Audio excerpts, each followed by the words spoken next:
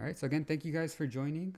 Hope everyone is having a good Sunday and a good long weekend. Again, it is a long weekend here. Tomorrow is Labor Day, so the markets will be closed. Futures will be open till 1 p.m., 2 p.m. Eastern time, but it does tend to say low volume. So better, take the day off, relax, and then we'll come back on Tuesday and we'll see what these crazy markets have in store. So in today's kind of live session, I just wanted to go over with you guys pretty much what my daily and weekly routine is. Pretty much how I search for stocks on a weekly basis, every Sunday, what I go through in terms of where I look for these stocks.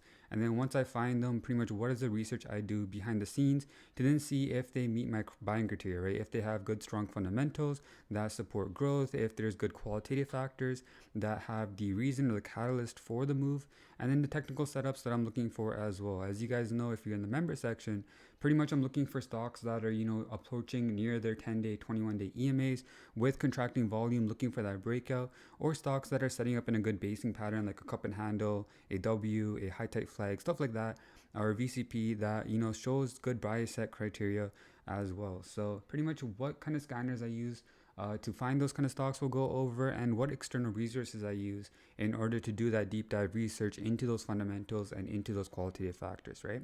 So to kick things off on the weekly, every Sunday, what I do for you guys, also in the member section, which I had just posted as well in the market updates, is I do a weekly outlook, right? Because the main tenet of our trading, right, is kind of using the CanSlim strategy, right? We look at current annual earnings, we look at any new products, new management, we look at supply and demand characteristics, we look at the leaders versus the laggards, institutional buying, and the main component being the M in the CanSlim is the overall market direction, right? And also in the day and swing trading refresher, one of the major components of the technical analysis that I use is the general market, and the reason being is because the general market direction does impact stocks as a whole, right? If the market is in an uptrend, if the market sentiment is optimistic and bullish, then it's most likely that breakouts and momentum plays are going to work out a lot better, and that markets and stocks that are pushing near all-time highs, which is particularly what we look for, will look like continue to push in the upwards direction, right? They say that a large portion of the stock's move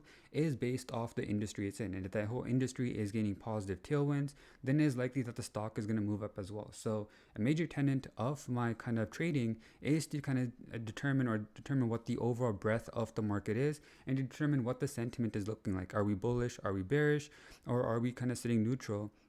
And then all of that can help us determine what our market exposure is, right? If we're seeing a more bullish market, if we're seeing higher highs, higher lows, we're seeing a strong uptrend. If the price is holding above the key moving averages, then that puts on a bit more risk on nature. We can look to see if individual stocks are breaking out with volume, or if we're getting really nice setups, we can look to add more exposure. But if we're seeing like lower highs, lower lows, if market sentiment is bearish, if there's a lot of pessimism in the air and there's not really seeing strong room for growth, then we're not really looking to add market exposure in that type of environment, right? It's most likely that breakouts could tend to fail, or that they might not even break out in the first place, and we could see heavy downside leading to a lot of management. So pretty much the main tenet by looking at the general market is to determine, okay, are we in a risk on nature where we can add exposure, or are we in a risk off environment where we can look to maybe de-risk, or maybe look to manage the current positions that we are holding. All right, so the main way that I kind of determine what the overall market sentiment is first I'll look at several news resources, right? So the main thing is I'll look at several news resources to determine what are the major headlines that are going on, what is the major market sentiment that the market is displaying, right? And the main news resources that I look for, if I show you guys here, so I'm just going to scroll down to kind of the major web pages. The first thing I'll do is I'll look at the IBD weekly newsletter, right? So the IBD weekly newsletter itself provides a lot of information. Again, the main tenet that I use for my trading is the CanSlim strategy, which is primarily used by Investors Business Daily, right? So their newsletter provides a lot of good information. Right off the back, you do get kind of a major breakdown of what are the key data points that are happening with the week, like major economic news, right? What's happening with major any sort of earnings coming out, what is this kind of broad theme that is happening, in the tech space, in the market space, right? This first 2 pages of the kind of IBD newsletter provides a lot of that in-depth information that I take right away to kind of gauge what that market sentiment is looking for, right? So you can get your brief, you kind of get your major headlines that took out through the week, and then through that you can kind of gauge your general market sentiment. Other resources that I use is Forex Factory. right? Forex Factory I use to kind of determine what are the major economic headlines, right? It is important with swing trading, especially, that you do kind of cut out the noise, that you're not too bogged down like, oh, we got jobs data, we got, Trump saying this, Trump saying that, and that could lead to up and down quick movement. But it is important that you understand what the general market what the general market is doing, right? It is important that you understand that, okay, these are the key data points that I have to be aware for in case I see any, spikes up and down in volatility, right? It's important to keep an eye on those major economic data points. And if you, again, for members and non-members, if you haven't checked out already, part of that Sunday playlist, there's a good video on how economics relate to the stock market, right? And in that video, I pretty much go over the major components that have an impact on the stock market. Things like your inflation numbers, right? Your GDP, your PCE, your CPI, PPI numbers, your jobs data, which we'll get this week, right? JOLTS job openings, NFP, unemployment rates, all important, and the Fed meeting, the FOMC meeting that takes place, right? This month also, we're gonna get a pretty important Fed meeting that happens on September 17th. So it's important to be aware of some of these major economic headlines, as they could kind of gauge where market sentiment is going, right? If these numbers are looking good, if it's supporting strong economic growth, then that tells you that market sentiment is bullish, that we could look for risk on, we could look for uptrending type of moves. And if you're kind of getting a general pessimism feel, if the market is seeing a lot more bearish sentiment, then it's the opposite, right? You're not really looking to see, add new positions in an area where there's a risk of the market turning to the downside. So I mainly use Forex Factory to kind of gauge, when those major economic headlines are coming up, and then I'll record, okay, what days to be certain for. So this week, right? So what I'll do is I'll kind of like at the start of the week, I'll kind of go to the calendar, I'll put in that week on the filter here, and then I also filter through the main settings, right? We're mainly trading the U.S. stock market, and we're also in Canada. So the main data I look for is in the Canadian market as well as the U.S. markets, and I also kind of filter it through the main news, right? Forex Factory does a really good job of filtering the major economic data points by signaling them by these red and orange folders. So I only take those two in importance, and I'll apply that filter here, and I'll get a kind of key sense of what is happening throughout the week. So this week, we'll know that we got major days to look for is going to be the later half of the week, when on Wednesday, we're going to get JOLTS job openings.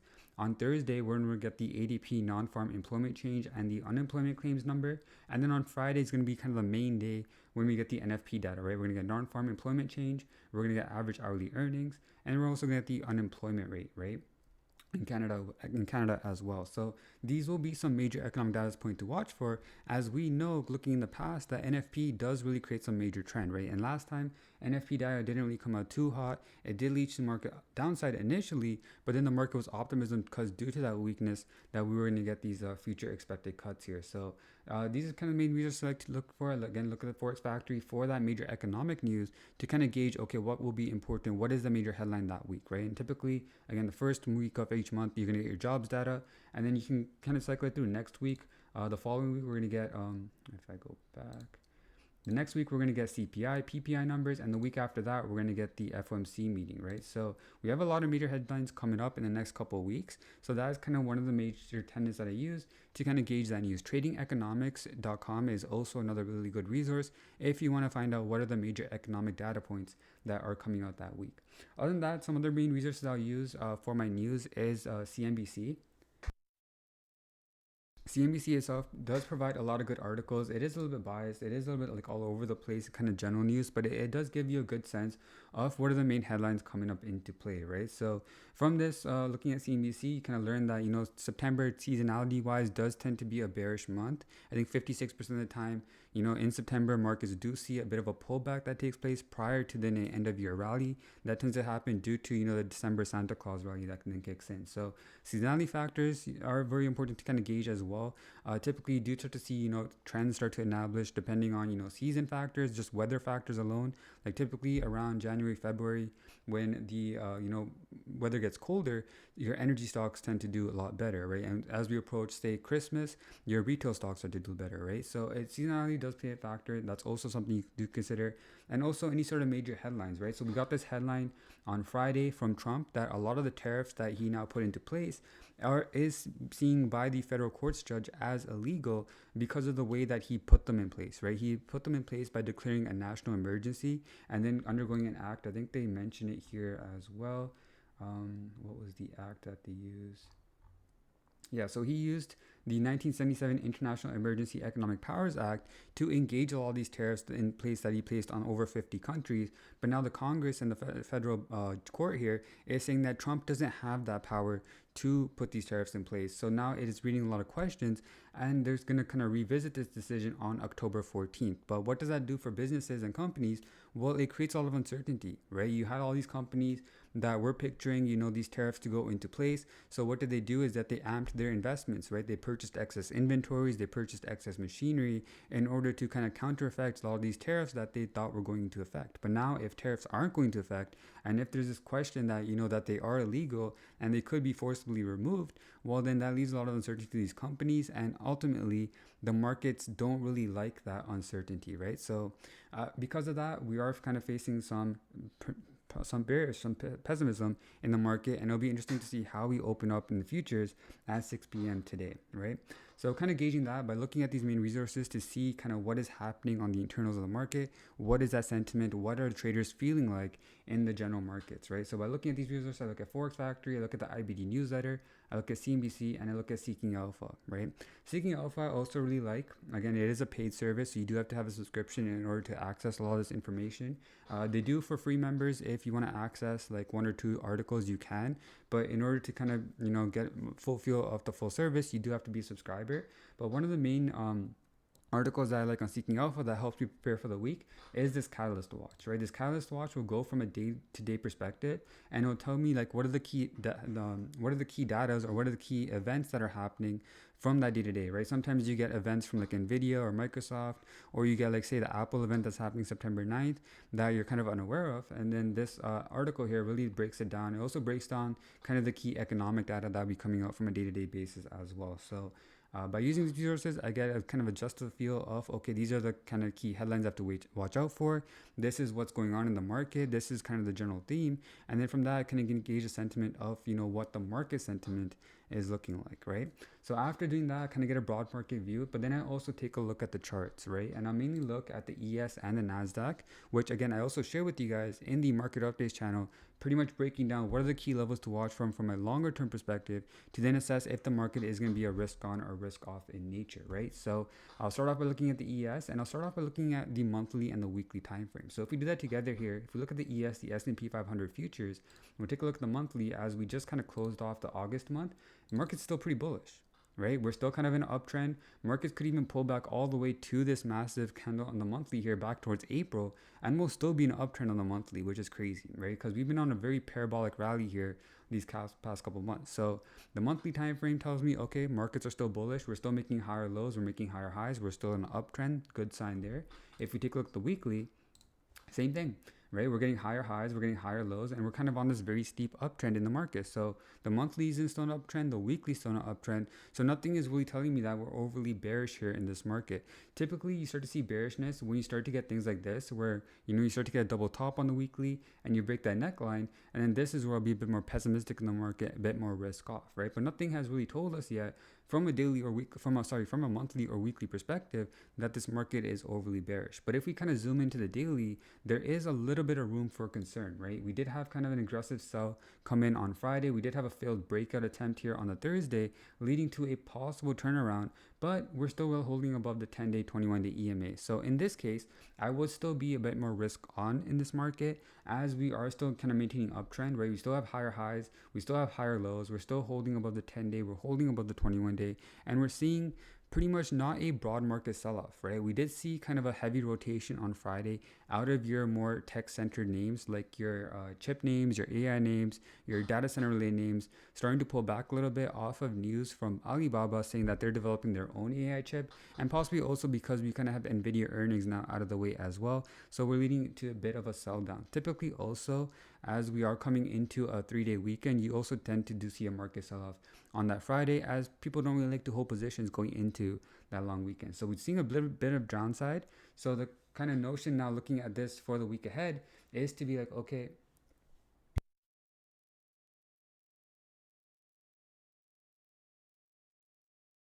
for the week ahead is that, okay, do we see now a pullback take place, or can some of these supports hold leading for a pushback towards highs. So early on in the week, just by looking at this chart here, we'll see if the uptrend remains intact. But early on, we'll be watching this range here between the 10-day EMA at 64.68 and the 21-day EMA here at 64.36. If we can hold above these levels, then the market stays risk on. We'll see if you want to break towards all-time highs. If we dip below these levels, then I'll be a bit more cautious. I'll be a bit more risk off, and I'll be just about managing my positions ahead of some of these jobs data, and we'll see how it plays. And then if we break the 50-day, well, then we start to form a downtrend, right? We no longer have higher highs, higher lows. We're gonna have lower highs, possibly lower lows, which could then lead to an overall market to the downside, right? And also by looking at, Common, if you haven't read the book already, make sure you guys read How to Make Money in Stocks. But in that book, William O'Neill also signifies several things you can notice to determine if a market is getting topping characteristics or if it's bottoming characteristics, right? And right now, what we're seeing kind of in this base, as we're making all-time highs, is we're getting pretty heavy signs of distribution, right? If you look at these sell bars that are happening in this base, we're getting days where we're getting more above average sell volume than we are getting above average buying volume, right? And that could really bode negative for the general market as well.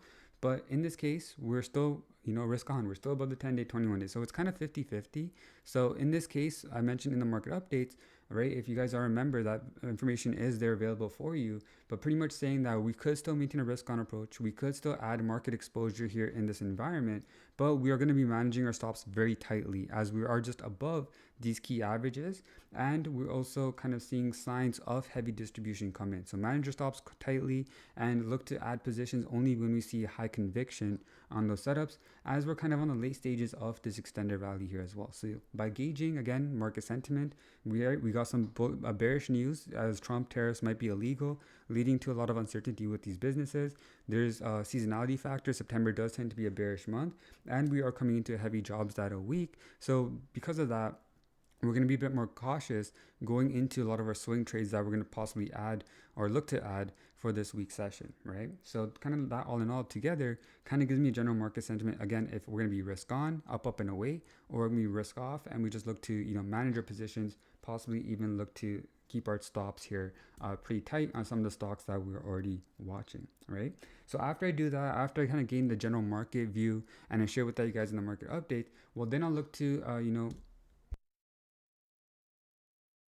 right? Then after that, I'll go through kind of my open positions, right? Stocks that I'm already in, and I'll kind of ask myself by looking at some of these stocks, okay, can I still maintain, would I still be a buyer right here? If I didn't own this stock, would this be a good place for me to buy? And then I'll also ask myself, why am I still holding? And if I can't justify a reason to buy or justifies a reason to why I'm holding the stock, then I'll most likely look to close that position in the week. Given that, management stops pretty closely, probably write it into profits or possibly close out the position entirely depending on the circumstance. But if I can find a reason that, okay, this stock still looks good, it's still optimistic, we're still getting higher highs, higher lows, maintaining uptrend, it's holding above the key averages, then I can look to still maintain my risk. I'll still be holding the position going into the next week. So looking at the broad market view, assessing pretty much, my open positions to see how they're performing.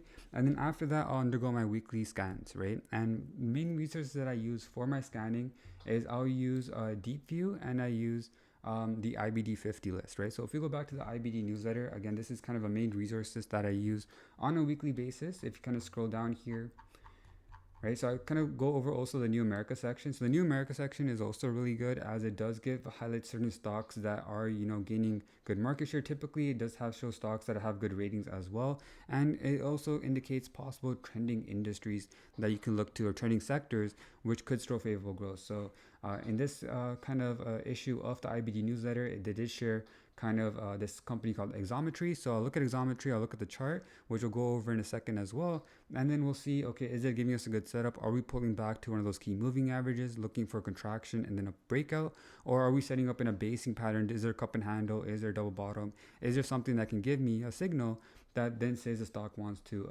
break out to the upside, right? So I'll look over, I'll read this article, and be like, okay, there's good qualitative factors. Typically, there always is some good names here that show up in this New America section. So I'll take a look at that stock, and then I'll go through the IBD 50 list, right? So if you're gonna go all the way down here to the IBD 50 list,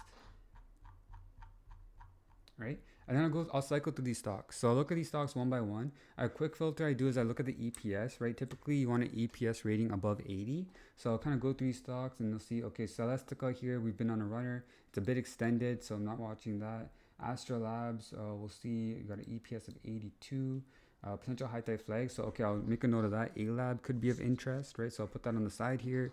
Put an A lab maybe, right? So, and then Futu, let's see, got a good rating here. Past the previous, so a bit extended here on Futu. Again, it was a pretty good stock if you guys played that one. Palantir, Rocket. So pretty much just go through the list, right? I'll see if the 80 EPS rating is higher than 80. I'll look to see if they have a good relative strength and a good composite rating. And then I'll take a look at the chart to then see, okay, does this meet the certain buy criteria that we're looking for, right? And once they do, then I'll put it on my watch list and I'll note it as a kind of red tab, right? So once it kind of meets my certain buy criteria, or once it meets certain criteria here, on the IBD 50 list, then I'll put it onto my trading view, and then from there I'll cycle through the chart as well to see if it meets certain criteria, right? So the IBD 50 list is one scan that I use. The other scanners that I use, I go to DeepView, right? So DeepView is also a paid service. Right now, they have reached max capacity, so you can't really get a new membership if you wanted to here. Yeah, on DeepView, they do tend to kind of open up space on a monthly basis, but it is a very good platform, right? DeepView is a really good one. Another one is Market Surge, which is also a bit more pricier, but they also have some really good scanners as well. And then on DeepView, the main scanners that I use to kind of cycle through my stocks is I follow, as you guys know, Mark Minervini, right? He's one of the top traders. He won the U.S. investing competition 2 years in a row, and he does have a lot of good stock picks. And I do kind of like his general thesis as well. He is a momentum-based trader, so you want to find stocks that are near highs, that have good fundamentals, accelerating growth, accelerating earnings, and have a good base setup that could then give us that continuation. So one of the scanners that I use, provided by DeepView here, is this Mark Minervini trend criteria, right? So that is kind of one of the main scanners that I use here.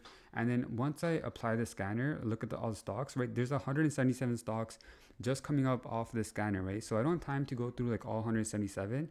So what I'll do is I'll rank them in terms of the earnings per share style, right?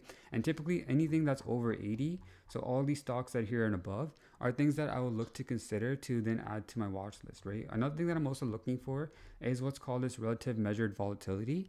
And what that measures is pretty much the tightness in the price action. So typically RMV, I look for anything below 25, below 30, because then that shows me that price is tightening in those past 15 days here on the chart. So a good EPS rating and a low RMV are typically things that I look for. And then I'll just cycle through these charts, right? I do it pretty quickly, just kind of looking just technicals, right? I'm not really looking at the fundamentals yet.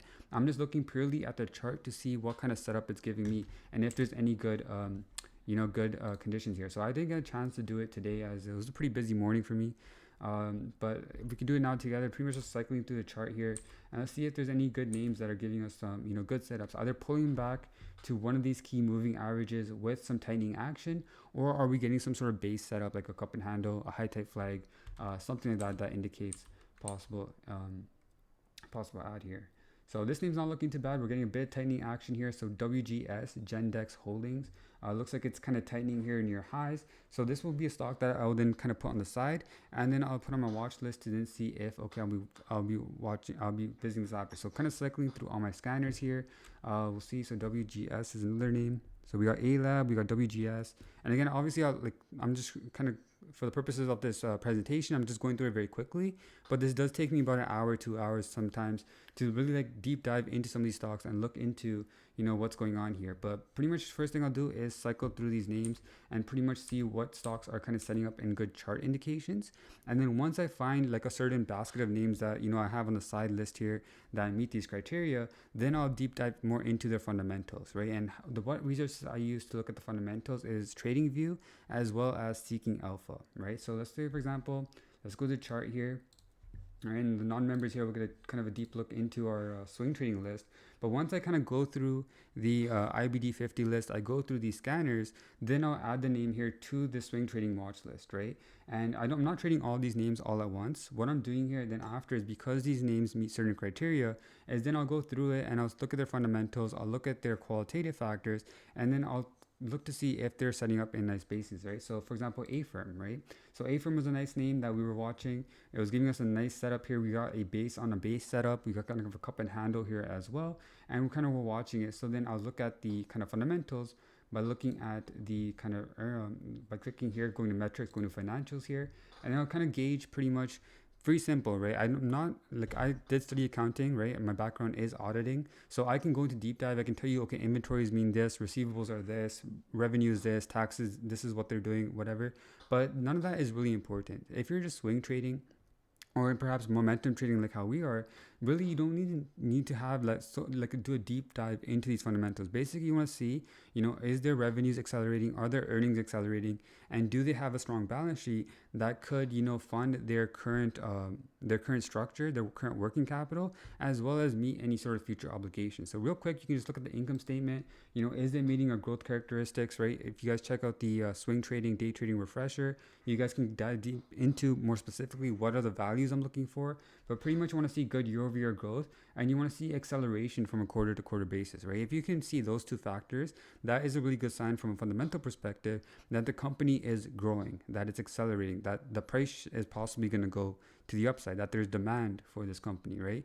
So looking at that, you want to see, okay, from revenues, okay, revenues are growing, gross profits are growing, operating margins are good. So that's a good sign there. And then the balance sheet, you want to pretty much look at their ratios, right? You can take a look at statistics here, and you can see, okay, do they have good liquidity? Well, anything above 1 here on the quick and the current ratio is a good sign.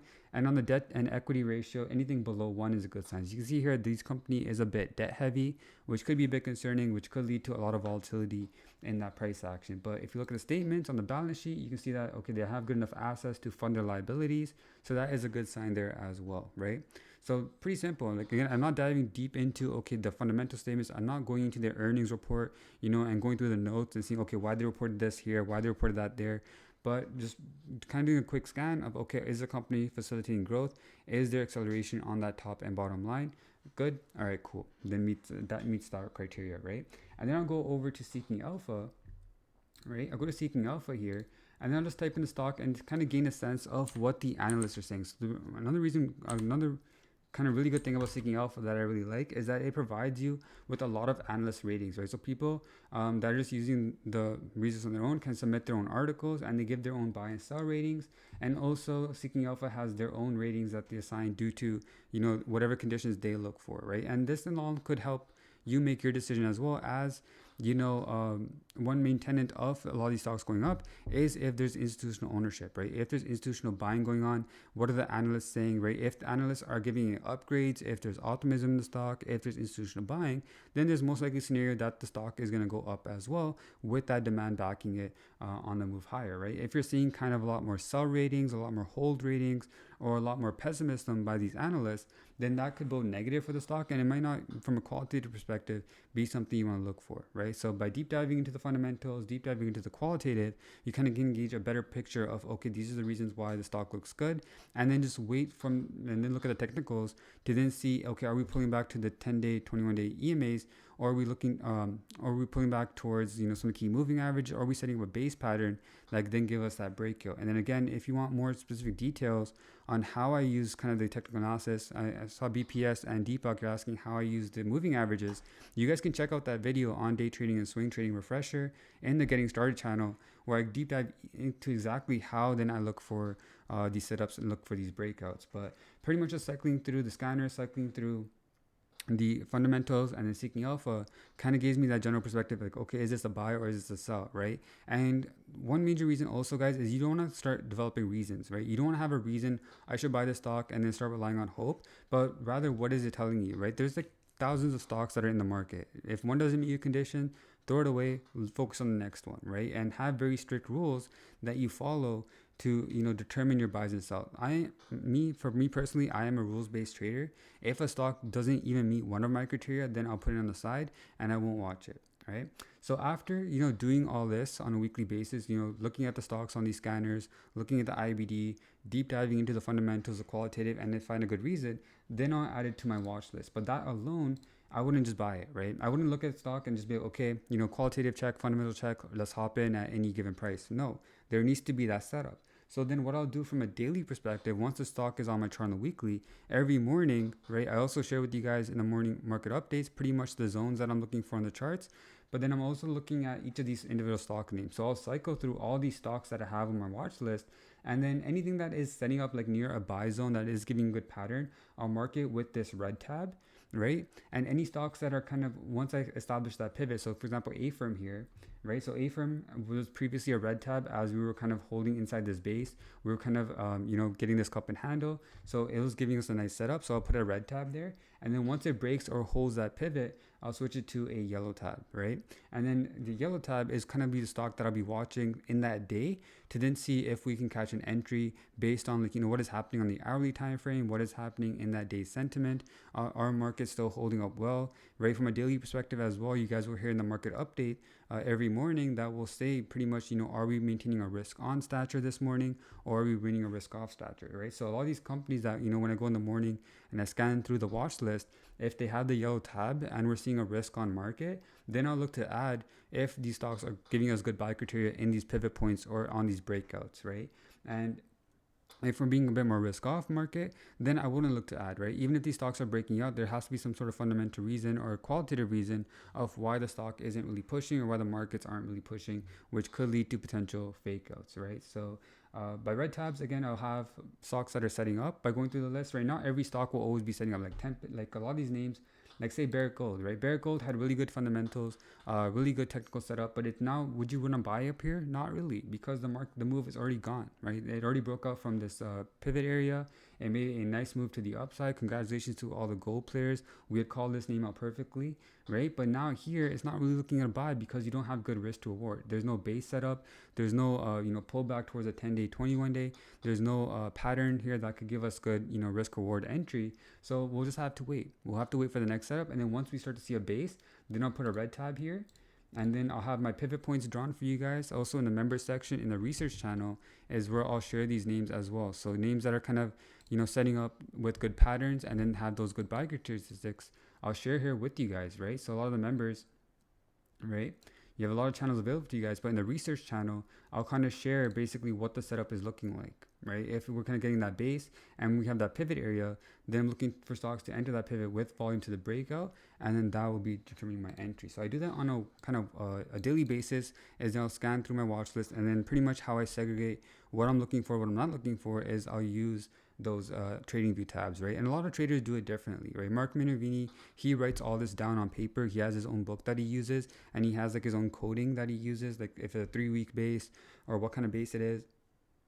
He also saw Harpreet did share a couple days ago in the channel members in the channel in the group as well, pretty much stocks that he has on watch list, and he writes them down as well, right? He'll write it down. He'll write down what kind of base is looking for, what kind of breakout is looking for, what are the key price levels or price points that he's watching as well, and he'll take it once on a daily perspective it meets those conditions. So everyone has to have that kind of routine, right? So the weekly routine for me pretty much determine what the general market is, what the market health, what the sentiment is looking like. I'll share with you guys in the weekly outlook.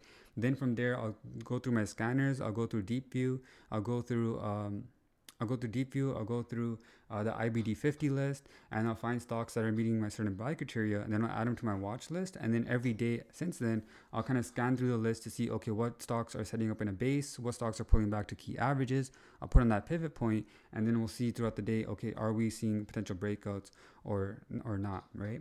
So that is pretty much the routine that I follow. Some other scanners that I use on a Deep View along with the Mark Minervini trend criteria scanner is I also use the Patrick Walker 4040. So this is a good fundamental screener where he kind of assesses, earnings and revenues that are matching over 40% year-over-year growth. So I'll kind of slap this scanner on, and from this scanner, I'll kind of just put in the composite rating.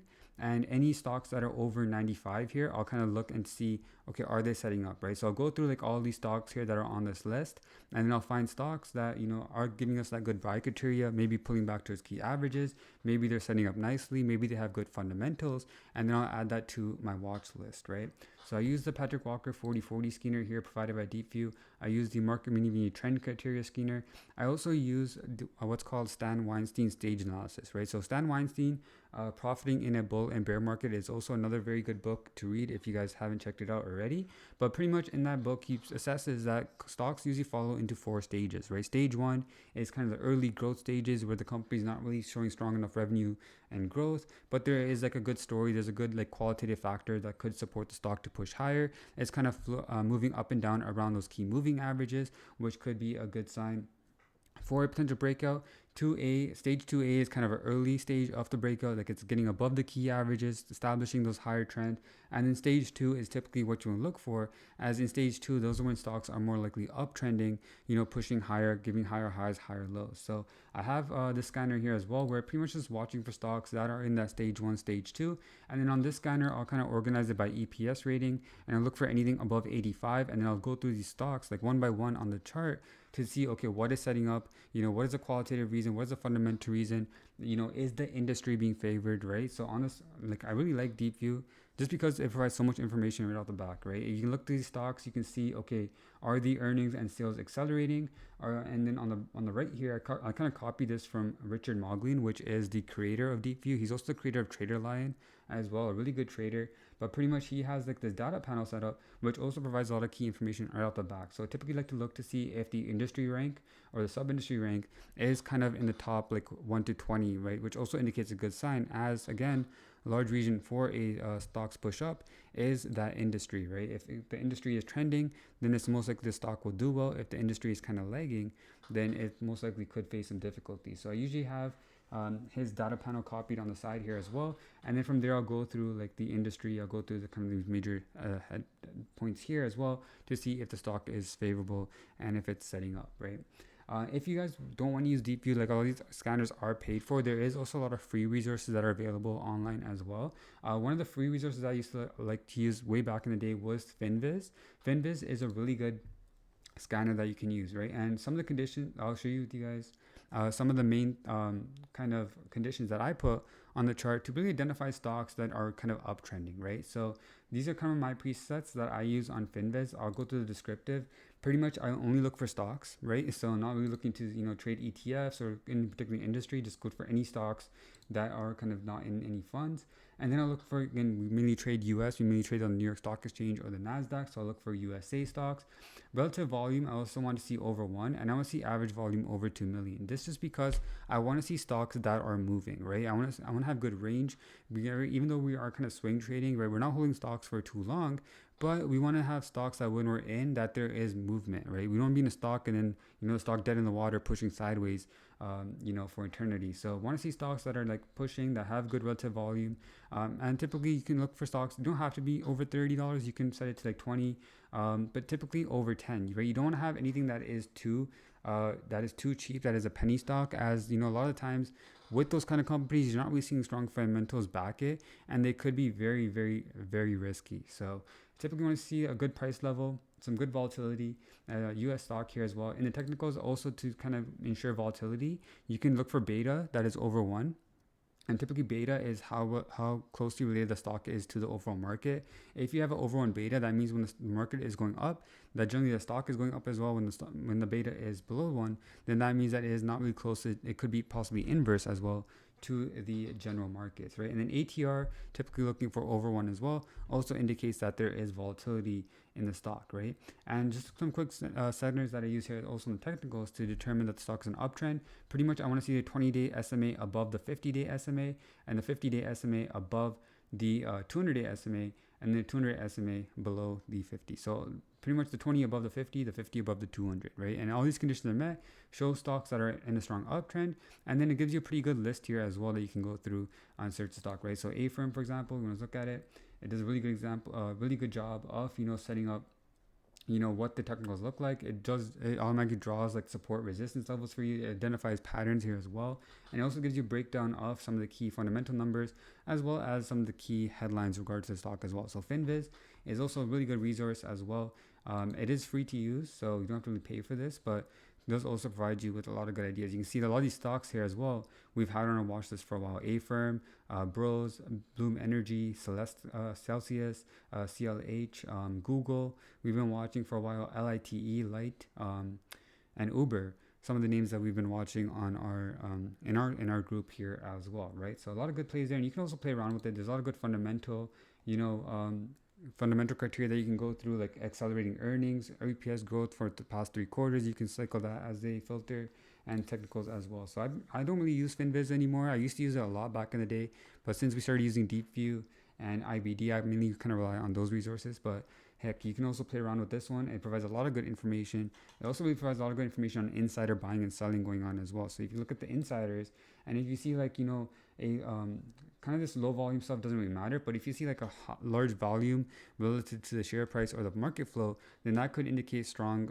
you know, either buying or selling as well, right? If you see a, you know, person that's part of the management, you know, indicating a lot of purchasing, if they're kind of aggressively getting into the stock that they're managing, then that could possibly mean a bullish sign where the stock could possibly go up in the future, right? And if you're seeing a stock where the owner is dumping a lot of their shares ahead of time, then that could bode negative, because why would they be selling, right? They must have some information that doesn't really bode negative, that doesn't really bode well for the future growth of that company. So Finviz is another really good resource to use. It is free to use as well if you don't want to check out, you know, DeepView. But again, these are the main scanners that I'll use in my trading, right? So I didn't really get a chance to do it today. I was pretty busy this morning, so I will look through this a bit later in the session. And then again, if there's any stocks that I find of interest that are approaching near those pivot areas, I do share with you members as well in the research channel, so make sure you guys check that out. And then once the stock is breaking out, right, then I'll put it on my secondary watch list to be stocks positions that we're in, and then from there we'll just looking to manage, right? Ask myself, okay, should I still be holding this company? Would I buy it here? Why am I holding? What are my targets? Stuff like that. And then if any of those stocks that are in the research channel do meet the buy criteria, then I'll share with you guys in the portfolio alerts channel, where then identify pretty much, you know, I'll put in what the buy zone, the sell zone, take profit area is on that stock as well, right? And I'll share that with you guys in the members section. Okay. So that is pretty much what I do on a routine basis, right? What I'm doing from a weekly perspective, from a daily perspective, looking through some of these stocks. And again, if you want to go into more specific of exactly, you know, what are the criteria for my fundamentals, what are the criteria for my technicals, you guys can check out the day trading and swing trading refresher. But that being said, guys, if there's any stocks that you guys want to go over or any questions you guys have as well in general, again, today was a pretty open discussion. Someone had asked during the live sessions last week if we could go over pretty much the scanners that I use. So I just wanted to go over pretty briefly here. Again, nothing really too planned here. So if there's any stocks you guys want to take a look at, or if any questions you guys have, just general questions, we could go over that as well. So Hey, yeah, I've got a question. mhm. As you mentioned, on a Finviz that we can check the filings, like if insiders are selling or buying. Mhm. How old the data is? Like, is it like a 3 month old, or like if insiders buy or sell last week, it's Mhm. like a real time. It comes very quickly. No, it's updated, I think, in real time. So I think it updates one day later. So it won't have like the Oh, previous okay. days, but the day before it'll have it. So you can see here as well, like when the SEC form was filed, what date, what time. So it does update pretty frequently.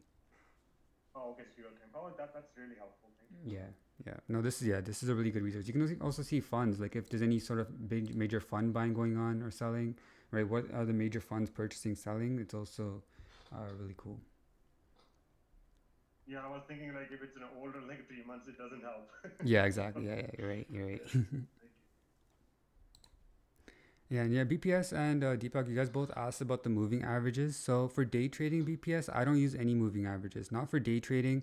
I mainly use it for swing trading. Again, day trading, I have a separate strategy that I use. Again, with the demand zones, supply zones, I look at market internals more, and I base my trades more based off price action and volatility.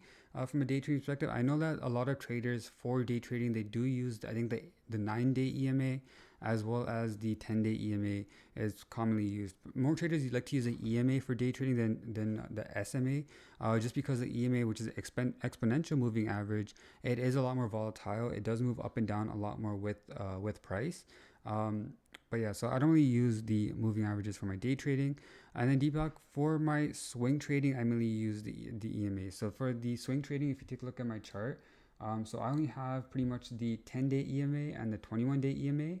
And pretty much how I use these short-term moving averages is to determine, you know, whether that trend is in the market, right? So for example, here on Barrick Gold, we were seeing that prices were kind of consolidating in this range. Price was holding relatively above the 10-day, 21-day. And then when we got that breakout, the 10-day, 21-day acted as pretty much my stop loss, right? And I pretty much have my stop loss now right under the 10-day, riding this move to the upside here on the hold. And then I'll use the longer term averages, the 50 and the 200-day, pretty much to confirm trend, right? I use Again, if you guys look over the stage analysis by Stan Weinstein, he'll go into deep dive as well on how to use these moving averages. And also check out Mark Minervini, How to Trade Like a Stock Market Wizard. He also uses all these averages as well, just to identify pretty much, is the stock in an uptrend? Is it, pushing hard to the upside? So typically for the 50 and 200, I just want to see stocks that are above these averages. If we're above the 50, if we're above the 200, and then the 10-day, 21-day, I use more on a short-term basis to see, okay, something like this. If we're breaking above the 10-day, that could be a good entry. And if we are holding above it, then I can use that as my my stop loss. Okay. And then also there's like other commonly known things like the golden cross and the death cross, right? So when the 50 crosses above the 200-day SMA, that's known as the golden cross. That could signal a strong upwards push in price, looking for good buy criteria. And if you have, say, like the 50 crossing below the 200-day, that's known as a death cross. That could signal maybe more of a bearish trend. So maybe not want to get into that kind of stock. Manja, let's go over some individual stocks now. ZEPP, let's take a look.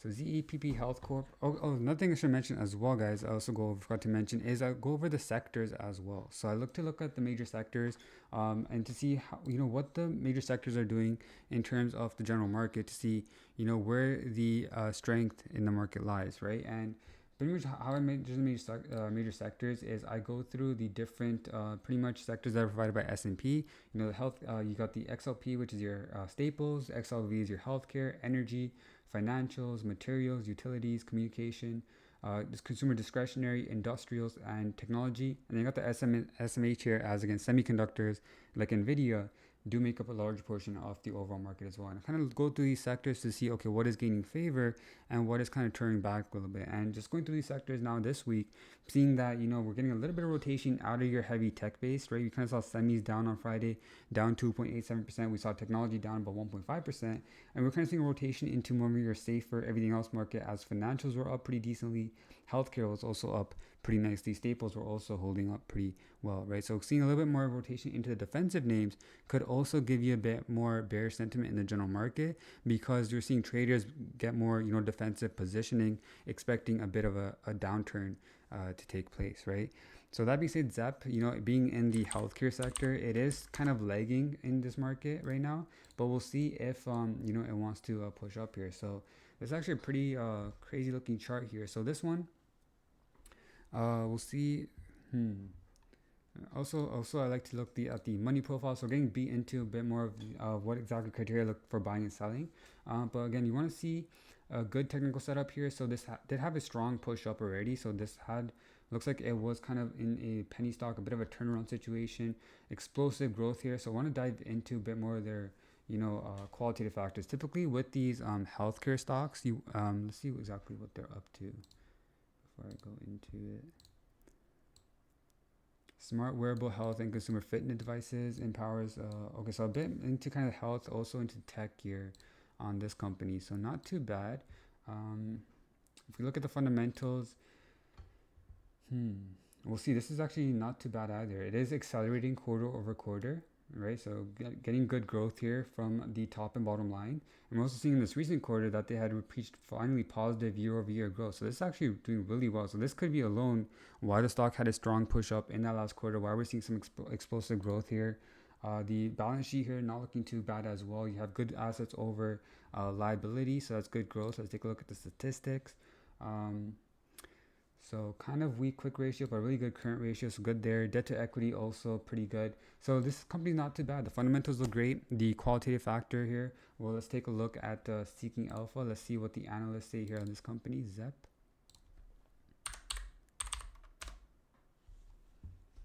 So it has strong buy rating, so pretty good fundamental. I'll now kind of go into what these analysts are saying, kind of get the general points here. So aggressive transition, strong revenue growth and margin improvement, good sign there.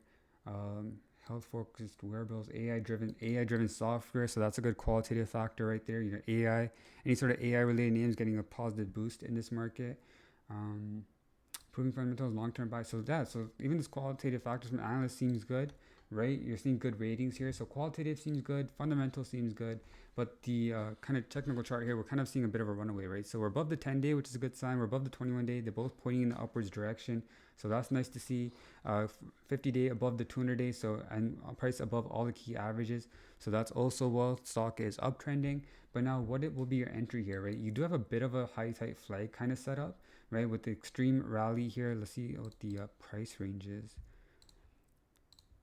And again, all this stuff, guys, you just kind of pick up over time. So another important thing is screen time, right? Like I can show you guys like a bunch of all these things that I use, but if you guys don't have that screen time, if you don't have that experience, it is something that you definitely need to become successful as a trader. And that's not something that you guys can teach. That's something that you build over time. The more you look at these charts, the better feel you get for, okay, what is these characteristics of these stocks. So this one looks really good. It's just that it does seem a bit extended on this rally, so I want to see a bit more of a base. If you could see volume, like how we got bullish sentiment prior to this rally, if that can start to build here and we start to see a bit more bullish pressure build, some optimism come in, then you can look for continuation, right? So this would be a company that I would add on my watch list, and then kind of review on the daily perspective of, okay, is it continuing to base here? Are we getting good consolidation? Are we seeing good buying?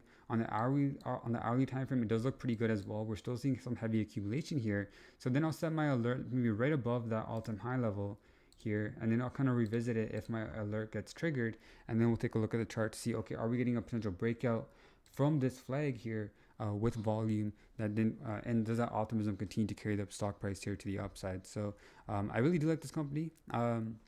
Manja, it does look pretty good. It does give us good flag. We are kind of tightening here. This was a nice breakout that we got on Friday as well from this kind of high tight flag, right? Pulled back towards the 10 day, 21 day with some very good contraction. And now it is giving that growth. But let's see now if we can get volume on the breakout, see if we can make new highs here above this recent swing. But again, it looks good. This is definitely a company that I would add to my watch list as well. Danny, Root, and TTD. So let's take a look at those. So Root. All right, so Root off the back doesn't look good, right? So kind of just, if I'm going through this on like my own, if I'm looking at the scanner, if I'm looking through my charts, again, to each their own, right? Again, none of this is financial advice.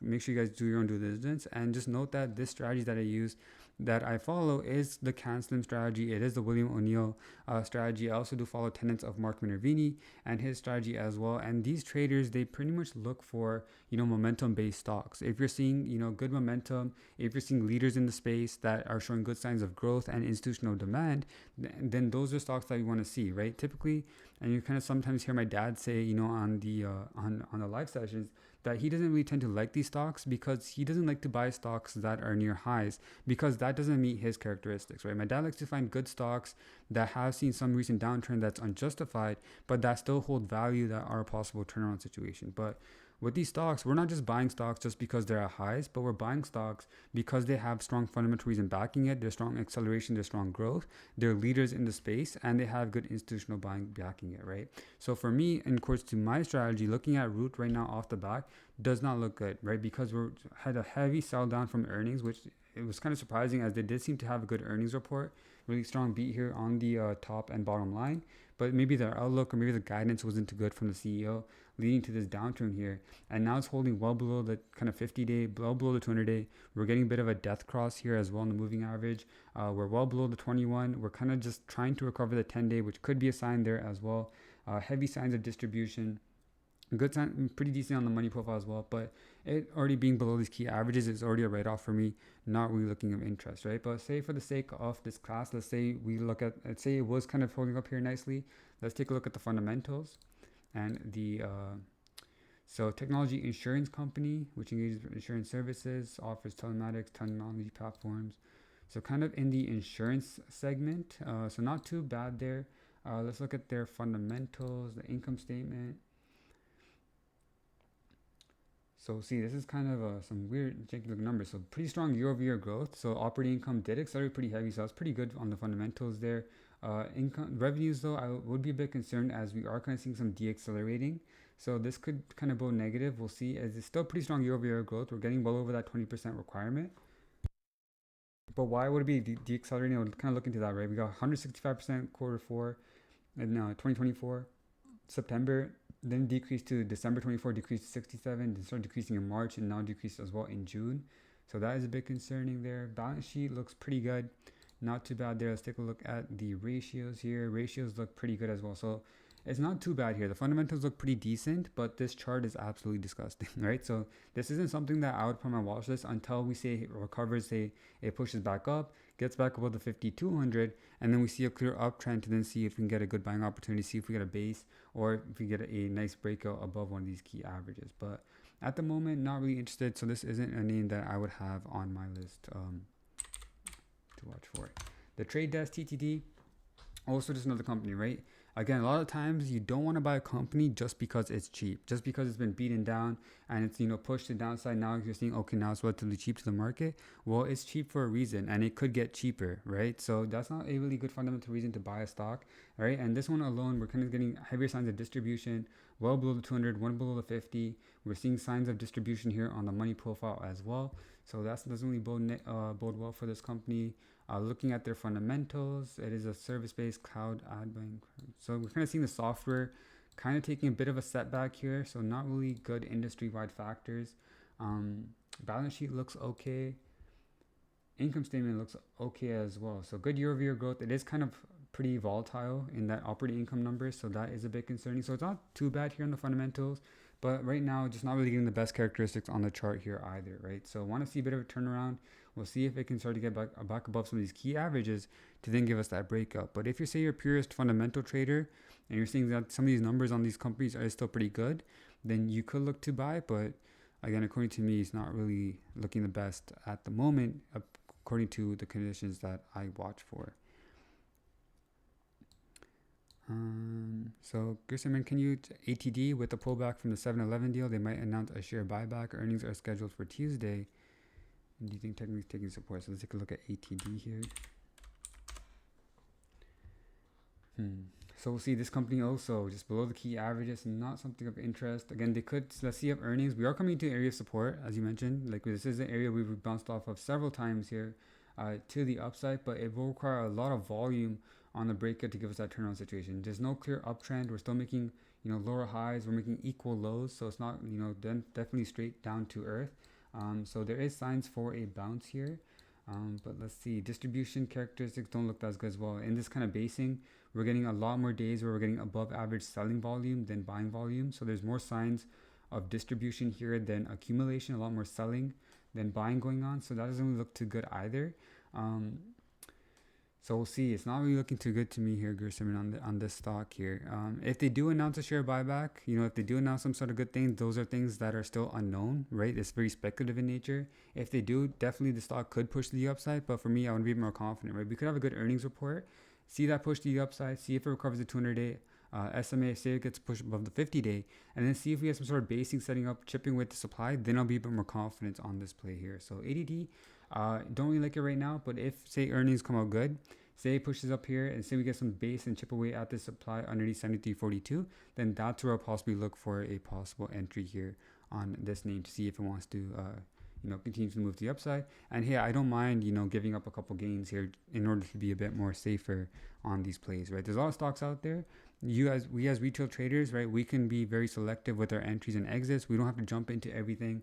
We're not forced to be putting into any of these trades, so we can, have the luxury to wait, for that better setup to kick in. But we'll see. Let's take a look at a little bit of the fundamentals. Seems like their earnings was a bit of a miss last quarter. So we'll see. Not the best earnings. Pretty weak year-over-year growth. It is kind of deaccelerating. Did come out negative on that revenue line. Balance sheet looks okay. Let's look at the statistics. Looks pretty good here as well.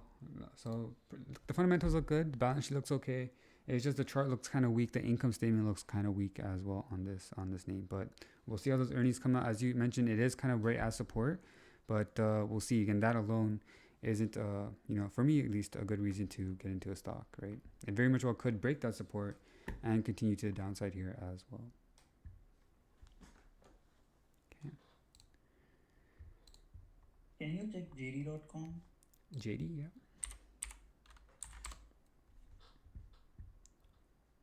Yeah, so this one also typically I tend to stay away from the Chinese stocks, but this one also well below the key moving average, so immediately off the back, like you don't have to overcomplicate your trading, right? If off the back you're seeing it well below the 200, well below 50, then that's not really a stock that I want to look for. I want to see a strong breakout. It does seem like while we're hitting support, buyers are trying to stick save it here, but we're not really getting much price change off this surge of volume as well, so that could also bode kind of negative. So we'll see. I mean, if it can get above the 50, chip away at the supply above 34.20, it looks a little bit better for a possible turnaround situation. But at the moment, it is still making lower highs. It's making lower lows. We did get a heavy amount of buying volume, but the stock really didn't go anywhere either. So that could also bode kind of negative here. So I don't know. Not really liking this name here either. Again, I'm very quick with my scan, right? If it's below the 200, below the 50, then that's not something that I would personally look for in the stock. Right. Okay. I guess, was there any other questions? I know it was a pretty short lesson. Again, not really too much to talk about. I just wanted to go over some of the scanners that I used, pretty much how I do my daily research, and pretty much how I present stocks with you guys as well, because I want you guys to get a little bit of understanding pretty much when I share a stock in the research channel or when I put it in the portfolio alerts channel, pretty much what exactly I'm looking for, so then you can make your own assessment whether that's a stock that you should buy or sell as well. But if there's no more questions, guys, I'm just going to end off the recording here now. It will